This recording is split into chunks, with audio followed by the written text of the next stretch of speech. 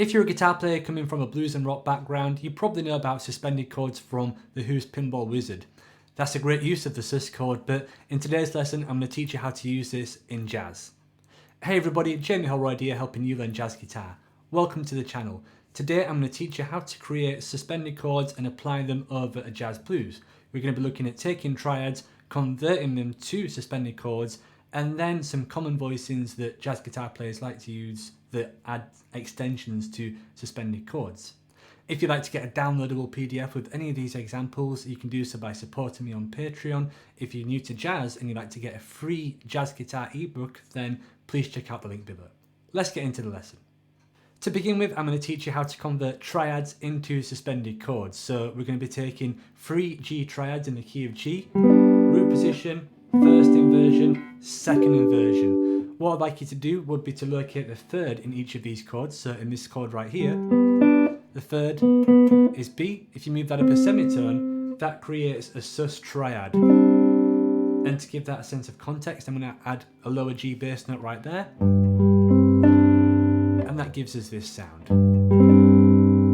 You can do the same in each of these triads. So for example, if we go to the first inversion triad, locate the third, move it up a semitone, and you get this sound right here.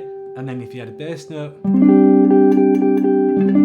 that gives that chord a bit more context. The last triad is the second inversion triad, which is right here, where we've got 5, root, and 3.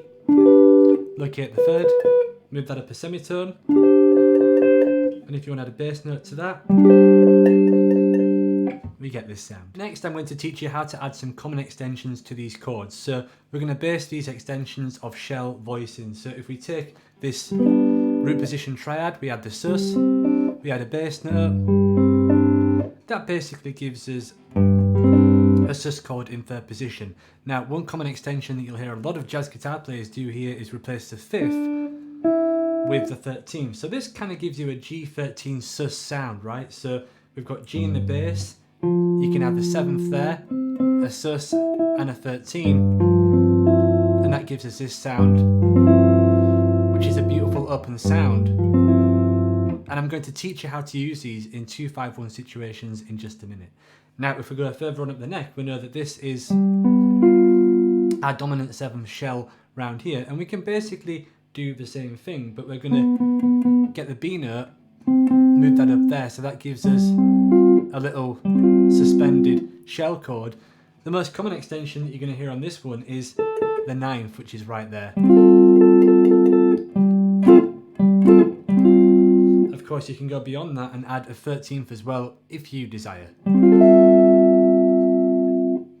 If we just go back to the chord which I just played, you'll notice that this is two things here.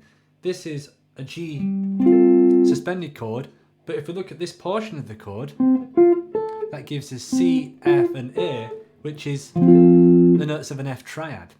So a G suspended 9th chord can actually be written as an F with G in the bass. The reason why I'm telling you this is because it could inform us of other inversions that are possible to play on the guitar neck. So if we take, for example, this F triad right here, root 3, 5, and we add a G bass note,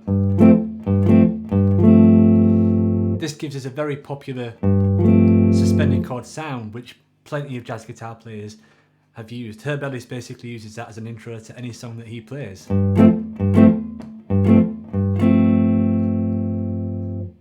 Let's now take a look at how to use some of these extensions in 2-5-1 situations.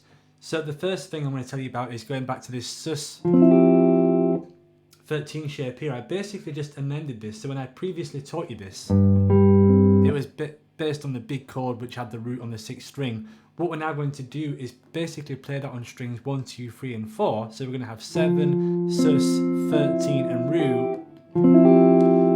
And you can add a G bass note if you want to add some context to this. And we're going to use this in a 2-5. So we're going to have a G sus. The next chord we're going to play is a G7 altered. And then we can resolve to something like a C6-9. Here's each of those chords now with a G in the bass, so you can hear how the harmony is working. So G sus, G7 flat 13, C major 6.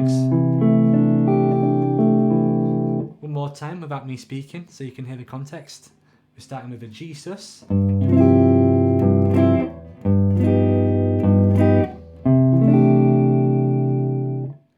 Another extension that you can add to this suspended chord is the flat 9. We can actually lose the 7th and play an A flat, which would give us the flat 9 sound. So if you play the suspended and the 13th, that gives you this sound, which is a beautiful sound to use that you can use in a 2-5. Now, you can actually use this to resolve to a standard G7. So you could play a G sus with a flat 9 to a regular 7th chord with a flat 9 and then resolve to some kind of C chord.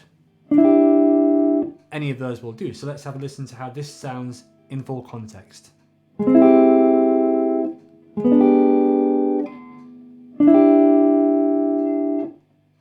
To conclude, I'm going to use all these concepts over a jazz blues. Typically a jazz blues suggests that you've got to have a dominant 7 sound, but we're going to replace some of the dominant 7 sounds with suspended sounds. See what you think, have a listen. As I said, the tab is available on my Patreon page.